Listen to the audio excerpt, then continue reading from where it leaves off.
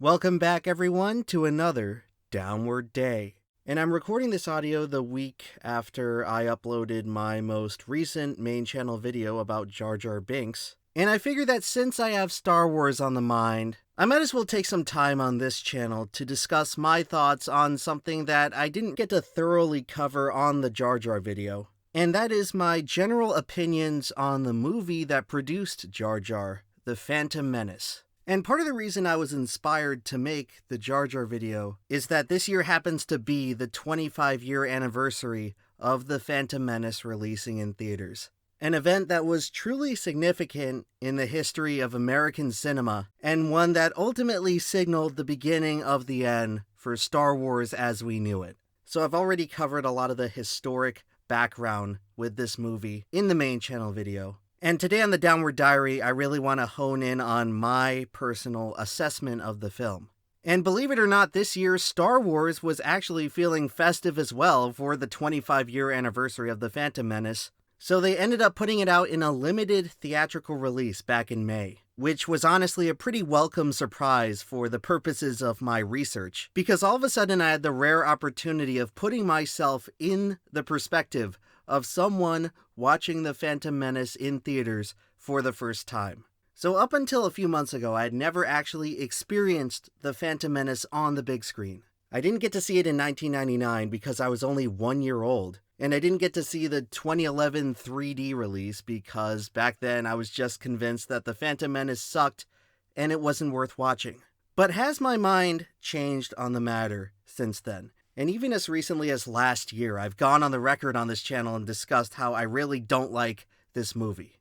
But after finally watching it in theaters, did my mind change? Was The Phantom Menace redeemed, in my opinion? And well, folks, to be perfectly honest with you, after finally rewatching The Phantom Menace with fresh eyes, it was just about as bad as I remembered. And I know that may come off as a disappointment to some of you, especially in this modern age of the Star Wars fandom, where in light of the Disney movies being so awful, there seems to be this active reassessment of the prequels, where their overall quality has almost retroactively been elevated. And it seems like there's been a lot of pressure from the Star Wars fan base to convince themselves that the prequels were actually good movies. Or at the very least, The Phantom Menace was somehow good. And I've been around on the internet for a while now, and I've seen the public opinion on The Phantom Menace go both ways. I remember a time when this movie was absolutely despised. You had some people calling it the worst movie in history. And now I've seen it flip, where all those people are being called wrong, and The Phantom Menace is being heralded by some as an underappreciated masterpiece. And I think a lot of this difference in opinion is related to a change in perspective. And as someone who sort of fits in between the old generation and the new generation, I don't really fall in line with either one of these opinions. And before I get into my opinion on The Phantom Menace, I think it's worth explaining specifically the context with which I discovered these movies, and how I actually engaged with them in the first place. So as I briefly touched on earlier, I was too young to watch The Phantom Menace when it actually came out in theaters. So that whole initial reaction of hate and disappointment that a lot of people seem to have with it, that was before my time. Additionally, I was not someone who ever got to watch the rest of the prequels come out in theaters. In fact, my introduction to being a fan of Star Wars actually ended up happening after Revenge of the Sith, and it actually came out of engaging with 2000 Star Wars spin-off media. If I remember correctly, my first actual taste of Star Wars came from playing Lego Star Wars 2 at a friend's house, and I really didn't know anything about the franchise before then. So eventually I played through the Lego Star Wars games myself and got sort of the Cliff Notes version of the story for both the original trilogy and the prequels. And then eventually I got to talking with my dad, and he decided to show me all 6 of the Star Wars films in order. And not in order of episode number, but in order of release, which is how he saw them. And so over the course of the next 6 weeks, we would order one of the films each week on Netflix, back when they used to mail out DVDs, which is something that has to sound completely absurd and alien to anyone under the age of 20 who's watching this right now. But each week we would get a new Star Wars film in the mail from Netflix, and we would watch it on the family TV. And this was really my first introduction to all of the Star Wars films. And with this situation, it's important to note that I'm watching all of them in the same space on the TV, not in theaters, not on the big screen. And I ended up watching the prequels after the original trilogy, which I think for a lot of people in my age group is not how they first started watching the franchise. And I'd be interested to hear in the comments below if your experience differs, but I'm pretty sure that most kids my age that were born in the late 90s and early 2000s, many of them watched the prequels come out in theaters and became Star Wars fans from the prequels, and then they went on to watch the original trilogy on home media or television or whatever. So circumstantially, I feel like I'm a bit unusual in terms of people my age in that I actually watched the original trilogy first. And I watched all 6 of these movies in the same environment with no real hype or expectations going in. So I feel like I personally ended up getting a pretty objective and neutral perspective on all these movies. And I have to say, I must have been 8 or 9 years old when this happened, and I didn't understand any of the technicalities about filmmaking or what exactly behind the scenes makes a movie good. But I must admit that even when I watched The Phantom Menace and the rest of the prequels back then, I got the impression that something was off about the prequels. My perspective back then was that they came off as much more flat and boring and just lacking energy compared to the original trilogy. And I remember specifically there'd be times when I was watching through The Phantom Menace and Attack of the Clones where I'd just be zoning out. And that's something that I don't think ever happened when I was watching through the originals. And it's worth noting that before this, I had heard from others that the prequels were not as good. I knew a little bit about the infamous stuff like Jar Jar and how Jar Jar was like this hated, reviled figure. And before we ended up watching the movies, my dad would tell me that basically, yeah, the originals are like cherished masterpieces and the prequels, they might not hold up as well. And I think my dad was definitely one of the original Star Wars fans. I don't believe he hated the prequels as many others did. I don't think he ranted on and on about how they ruined his childhood or anything. But it really seemed to me that in the 2000s, there was definitely a consensus among film-enjoying people that the prequels were a step down from the originals, and that little bits and pieces of them were a tad notorious, to say the least. And so I must admit that this was something I vaguely knew going in, and perhaps it influenced my opinion, but to be perfectly honest, I'm pretty sure I went into the prequels wanting to like them. And yet, something about them, to me, even back then, was not very engaging. So suffice to say, the whole point of this long-winded preamble is to say that I don't exactly have this raging vendetta against The Phantom Menace or the prequels. And in revisiting The Phantom Menace this year in theaters, I was genuinely curious if I'd missed something and if it was going to change my mind. Because if I recall correctly, this was my first time actually sitting down and watching The Phantom Menace all the way through since I was a kid. And folks, I'm sorry to say that it was just about as bad as I remembered. Possibly even a little worse than that. And I don't really know how else to slice it, but this movie was bad. Plain and simple. So for all these people extolling the praise at how The Phantom Menace is this misunderstood gem, I really don't see where you're going with it. This movie just has way too many problems to be called anything other than a bad product. And I'm sorry, it pains me a bit to say this, because I do respect George Lucas, and in fact, working on this whole video project, it helped me to respect him even more as an artist. But my God, was he in way over his head here. And I guess to start, the biggest overarching problem that holds The Phantom Menace back from being good is that the entire plot feels like it lacks purpose. The story of The Phantom Menace is just so aimless and meandering. There are so many times throughout this movie where it feels like the characters are just waiting around with no real place to go. The film is severely lacking in character and story motivation. The movie does a really poor job of conveying to the audience what exactly any of the characters want. And I understand that there are intricate little political reasons for all the character actions. But what I'm talking about with all of this is more so what the characters want to fulfill on an emotional level. The type of thing that is really important to get the audience to root for the protagonist and to hate the antagonist. So much of how the plot of The Phantom Menace is conveyed fails to get the audience on board with why they should care about what's happening. A lot of people like to complain that The Phantom Menace is boring, and this is definitely something I felt in the theater, and it mirrored exactly what I felt watching the movie as a kid. There are so many scenes in this movie that just drag on because you're just simply waiting for the story to cut to the chase and get to the cool stuff. But what's especially unfortunate about The Phantom Menace is that even when they get to the cool stuff, it still feels lackluster and underwhelming because the character motivations are simply not pronounced enough to really engage you in the primary conflict. Like the one centerpiece that everyone was looking forward to in this movie, the thing that the trailers promised, the thing that everyone hyped themselves up over, was supposed to be this epic confrontation at the end between Qui-Gon and Obi-Wan and Darth Maul. This was supposed to be like the first truly epic lightsaber duel in the entire franchise. And so you sit through the whole movie, you sit through Jar Jar, you sit through Kid Anakin, and you finally get there, and it's just like, okay, whatever, they're fighting. And yeah, all the superficial things about it make it feel epic.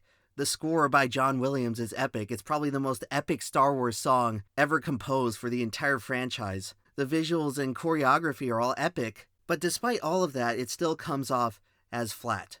And I know this is unpopular to say because Star Wars fans hold this fight up on a pedestal as like one of the best examples of lightsaber fights in the entire history of the franchise or whatever. But to me, it just falls flat. For the simple reason that the emotional drama of this scene is basically non-existent. Like honestly, what reason is there for me to want Darth Maul to be defeated other than the fact that he's a red guy and he's trying to stop the heroes? Like, oh my god, Darth Maul. Cool character design. Everyone went into The Phantom Menace thinking he was going to be the most epic, important character ever. And then you watch the actual movie, and the guy says like 10 words in the entire thing. I mean, honestly, who the hell is this guy, and why the hell should I care, and why should I treat him any differently than some generic video game enemy? Because as far as how the character is explicitly portrayed in The Phantom Menace, there's like literally no reason given to care about him. He's literally one of the most generic villains ever created. He does nothing,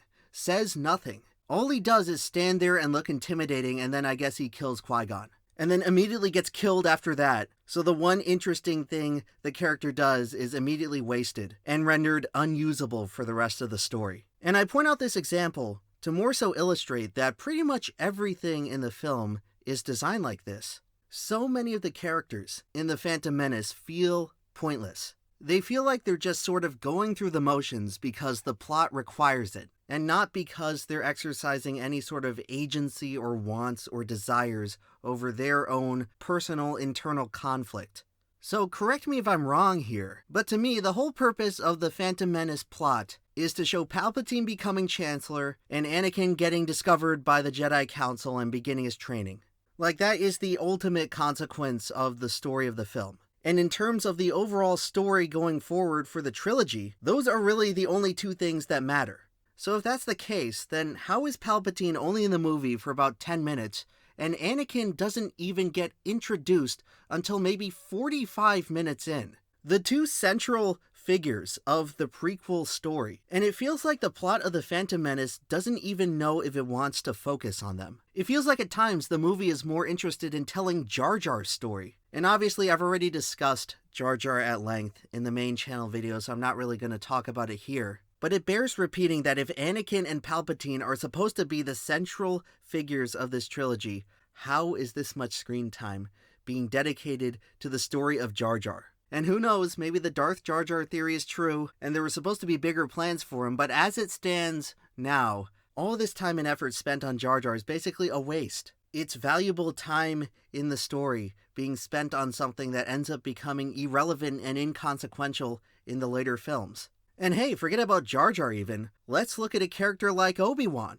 Yeah, it sure is cool to see the young Obi-Wan doing cool young Jedi stuff, but is it just me, or does he really have nothing to do in this movie? Like, honestly, ask yourself, what is the point of Obi-Wan being involved in the story at all? Obviously, I get that the whole point of his character arc in the prequels is to train Anakin and be Anakin's master. But sheesh, you couldn't tell me that from 80% of this movie, where he barely speaks a word to Anakin the whole time and only begrudgingly agrees to take him on as his Padawan, simply because it's what Qui-Gon would have wanted. For someone who's supposed to be such an integral part of Anakin's story and his eventual turn in the later films, the character relationship between Obi-Wan and Anakin is basically non-existent in this movie. And I really think you could have written Obi-Wan out of the Phantom Menace script entirely, and hardly anything would change. It seems like Lucas and the filmmakers were so content on just having Obi-Wan there as a blast from the past to make the audience go, "Oh sweet, it's young Obi-Wan, kick ass." And they forgot to actually give him anything to do in the story. And this is something I truly realized when watching The Phantom Menace again. But if you really look at the plot, so much of the runtime of this movie is wasted on pointless and inconsequential events. It is pretty unbelievable how banal and uninteresting the conflict is in what is supposed to be this epic action-adventure movie. I mean, really, all the stuff with the Trade Federation, the blockade, tax disputes, spending an hour of the movie on Tatooine trying to get a new ship part. This is like the kind of low-stakes drama that they would put in a cartoon episode. But they decided to put it in the epic adventure that is supposed to be Star Wars. You come out of the whole experience feeling like, okay, I just spent 2+ hours watching the story of this movie, and it feels like nothing really happened. I'd almost compare it to watching the pilot episode of a TV show, where the whole thing feels like this expository prologue to set up the actual interesting part of the story. It's like this entire movie only feels like Act 1 of a movie. And I get it, it's episode 1, it's supposed to set up the rest of the story, obviously.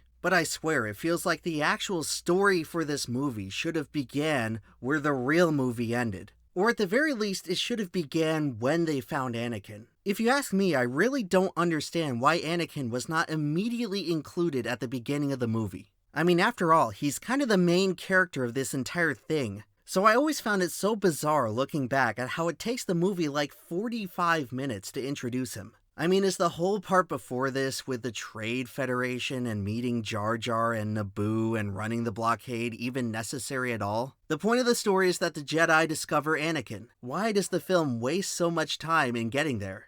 And speaking of Anakin, let's talk about this character. Mark my words, the mishandling of young Anakin Skywalker is the single biggest mistake in The Phantom Menace and kind of the prequels in general. Jar Jar ended up taking all the flack, but the mistakes made in portraying Anakin were far more detrimental to the Star Wars franchise than Jar Jar ever was. So let's just start off with the elephant in the room here, and that's the casting. It's a well-known, infamous story at this point that Jake Lloyd was cast to basically be the lead of the most anticipated movie in history at age 9. And his participation in that role basically ended up ruining his life. The amount of ridicule and mockery he got for portraying Little Orphan Annie ended up severely derailing his mental health and basically left him with a lifetime of problems.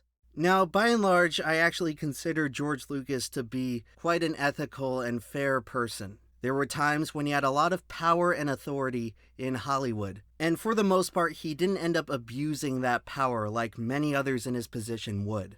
However, the decision to put this much pressure on a 9-year-old amateur actor, it has to be one of the most reckless and irresponsible things that Lucas has ever done in his career, based simply on what was being asked out of the role, not just in terms of the literal acting, but as an invitation to be the poster child and the face of the most important media franchise in the world.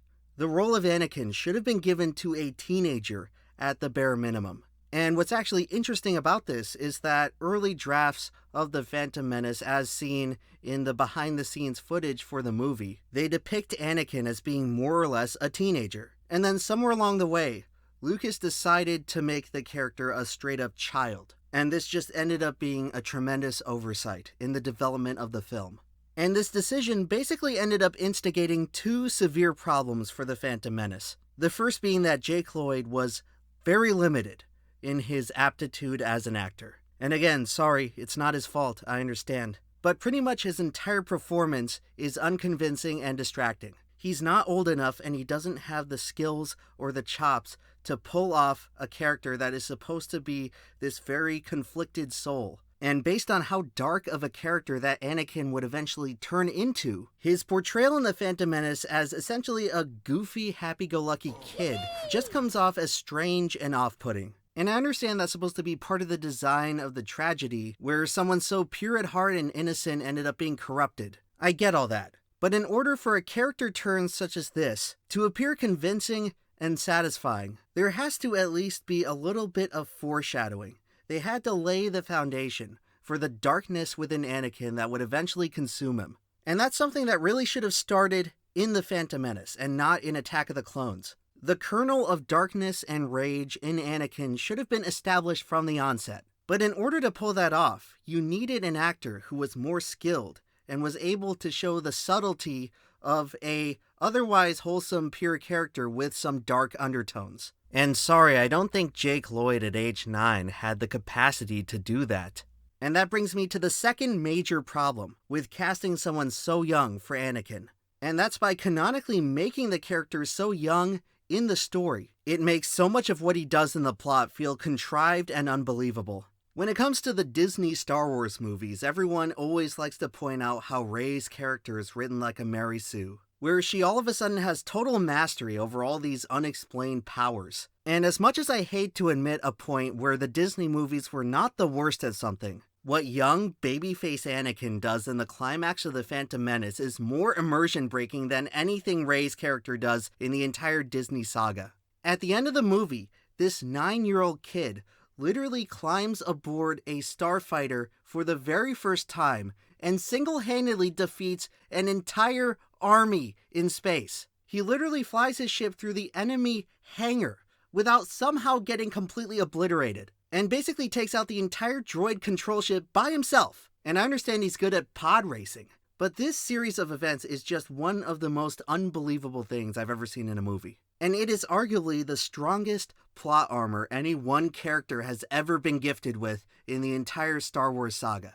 And I bring all this up to suggest that maybe, just maybe, if the character was just a bit older, maybe age 13, 14, or 15, they could have managed to make it just a little bit believable. If the character was a bit older and maybe just had the smallest modicum of training in what he was doing, you could have maybe had this scene just on the right side of plausibility. But to have some little 9-year-old twerp go in and do this and defeat an entire army by himself, where most of the time it doesn't even look like he knows what he's doing.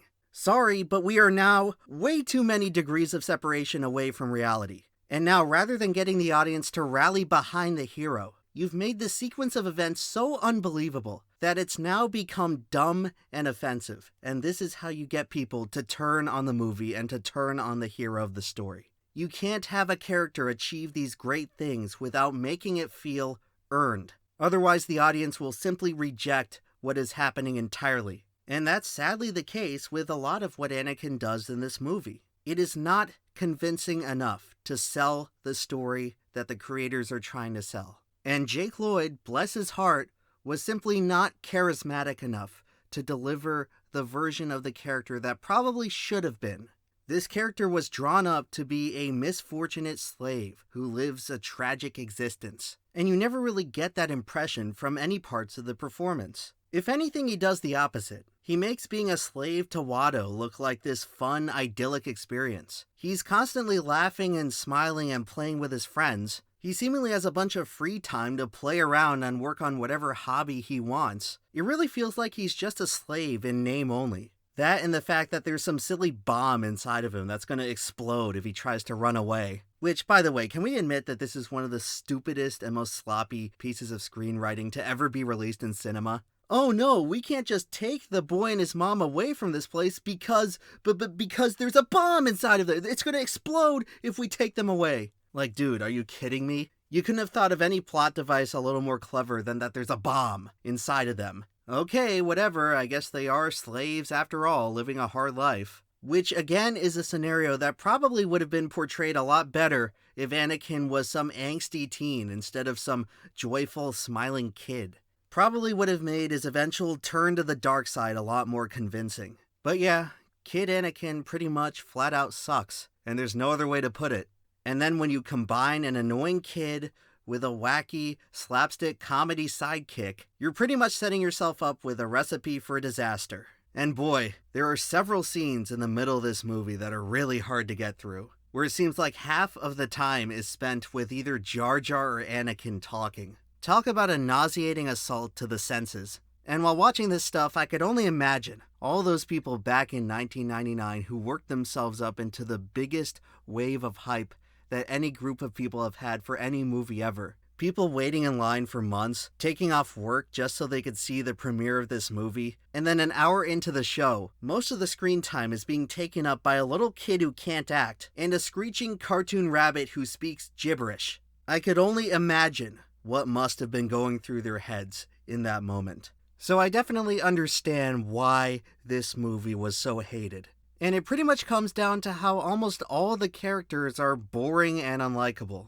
Now, did this movie deserve to be called one of the worst ever? I think saying that is definitely a stretch, because The Phantom Menace did end up doing a lot of stuff that was truly impressive. I think that the overall story that it was trying to set up and the world building were truly imaginative, and George Lucas deserves a lot of credit in that department. He really extensively thought things through with all the different planets and ships and governments and societies across this expanded Star Wars universe that he was presenting. And I also think that when you factor in the time that this movie came out, the visual effects and computer graphics were truly top-notch. And even going off the standards we have 25 years later, a lot of these shots and sequences still look really good. So the artists and engineers at ILM certainly deserve a ton of praise for what they were able to pull off with this project. But at the same time, it's still a shame to see all this hard work go to waste on a project whose story and execution did not live up to the hype, and did not match the standard of excellence set by the special effects department. But to this day, I'll continue to insist that the effects in this film are amazing. And it's a shame to see people rip on them so much, or even blame the entire faults of the film on the fact that there was such a heavy emphasis on special effects. And I think a lot of people's complaints regarding the visuals of The Phantom Menace don't actually have anything to do with the effects or computer graphics, and that any sort of visual problem that people may have with this film come down more so to an issue of cinematography. So to this day, no other movie really looks like The Phantom Menace. And this even applies to the other two prequel films. The whole movie has a pretty odd visual style, and that's because in many ways it's kind of an oxymoron, where the visual effects are so ambitious and so meticulously planned out, but the overall cinematography of how exactly the scenes are shot for most of the movie is very bland and conservative. So it's clear that Lucas wanted to make this movie a showcase of computer effects. If you look at interviews from around the time, it's always one of the first things he mentions, where with groundbreaking innovations in computer graphics, the possibilities for visual storytelling could be blown wide open. And the prospect of this certainly excited Lucas, where he basically unlocked the keys to the kingdom, where for the first time ever, the bounds of his imagination were no longer limited by physical reality. To him, creating a computerized world was like the final frontier of filmmaking. And so that became a heavy priority in The Phantom Menace, where a lot of the blocking and placement of characters in a scene was solely set up for computer elements to be added in later.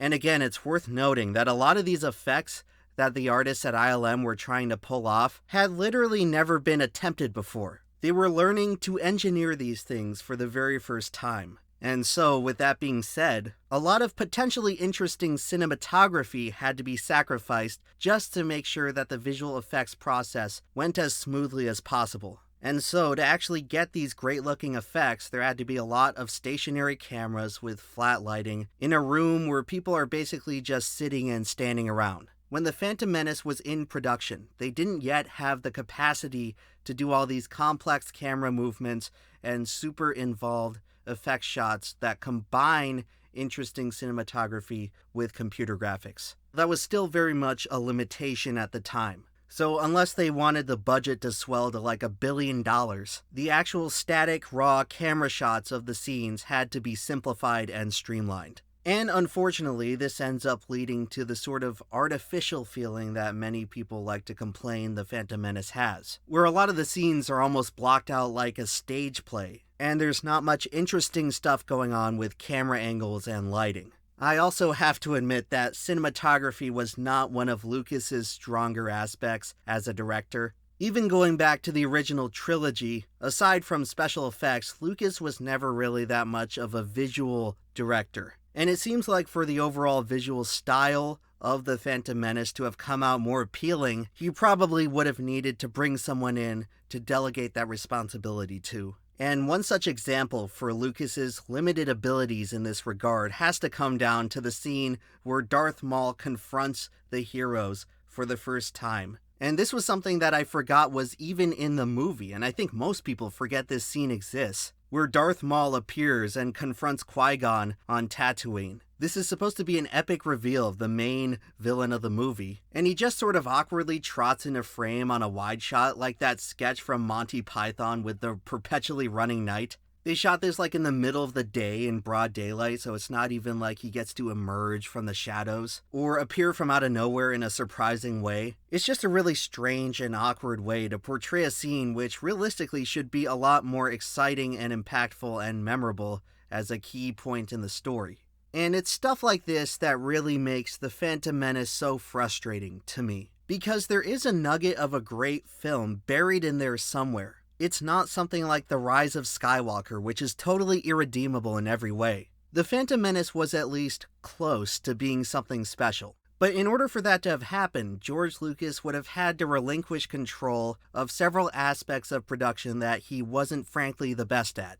He certainly could have used some help on the writing, the dialogue, the character motivations, and the lighting and cinematography. But since he insisted that he had to do everything, the product we ended up getting was not just disappointing, but bad in a lot of aspects. And while I don't believe it deserves to be viciously hated as it once was, I definitely don't agree either with people trying to desperately reclassify it as a good product. Because when you actually sit down and watch it, there are simply way too many problems for this to be considered anything close to above average. And look, it's okay to still like this movie if you do and call it a guilty pleasure. But it's misleading to try to pass this off to others as some kind of hidden masterpiece. Because this is the type of stuff you tell people and then they turn around and question the sanity of the Star Wars fandom. And maybe at this point it's not really that far out of line for them to do that. Look, I understand the desire of wanting your favorite franchise to have an illustrious lineage of great products. But at some point you have to be realistic about what those products actually are. And yes, The Phantom Menace was probably the most overhyped movie in history. And part of that delusion certainly contributed in some way to the hate the movie received. But the way to remedy one delusion certainly doesn't have to involve creating an equal and opposite delusion, pretending that The Phantom Menace somehow didn't have any problems. Because that right there, to me, is living in just as false of a reality. And you can talk about the movie being overhated, but you can also bring up how there is no other movie in history that people wanted to like more. And I truly believe that if the product had been even adequate, we wouldn't be in this situation. And The Phantom Menace would have been embraced and beloved just like all the other Star Wars films that preceded it. But unfortunately, that's not the product we ended up getting. The one we got was exceedingly poor in a lot of aspects. Even if you take all the hype and great expectations out of the equation, what you have in a vacuum is a below-average movie. And I really believe you have to bend the rules a lot to wind up with any other conclusion. I don't want to hear the excuse about how some character or plot moment is actually interesting because it came out in a random book 3 years after the fact. The merits of a movie should be able to stand on its own. If a movie fails to engage the audience or convey to you why you should care about its story within its own contained runtime, then that is unequivocally a problem with the movie. It doesn't matter if you come in 3, 4, 5 years later and supplement the information with some random book or video game or external extraneous material. A movie should be able to exist on its own, period, without having to dedicate an additional 20 hours combing through the EU about any questions you may have about it.